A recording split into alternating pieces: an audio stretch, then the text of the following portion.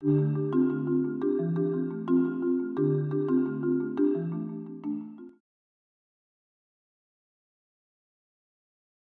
are called to be authentic and real.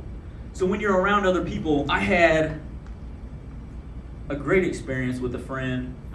Took him out to eat, and we were eating, and I've known him forever. I've known him a very long time.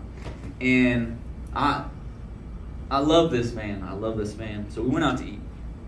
And we're sitting there, and he's asking me questions about God. He's seen how I've walked for the last 4 years or so, and he said, "So, Jim, you've changed." And I said, "Yeah, a little bit." And he's like, "Dude, a little bit, seriously. You're radically different." I said, "Well, yeah." He's like, "So, Jim, what about sex? Like, what do you do?" So I could have said, "Well, more holier than thou, and these and those, and of course, you aren't supposed to have sex, and the Bible says, and yes," and I was real with him. I was like, "Man, I tell you what, I'm waiting for the perfect wife." And he's like, "What? That makes no sense to me." And I said, "That doesn't make no sense to me either, man. Like, this is the last thing I ever thought I would do."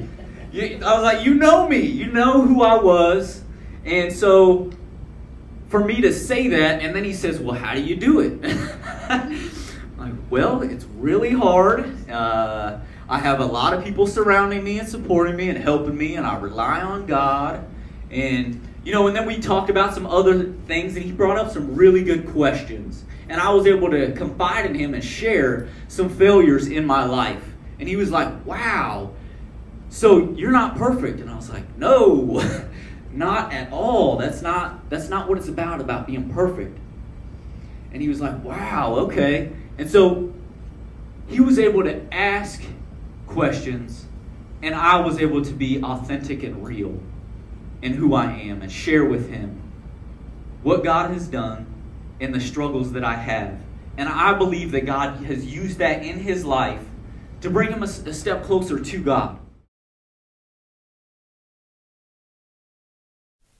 For more information, be sure to check out our website at www.thesoulsearchmovement.org or at www.seekjes.us.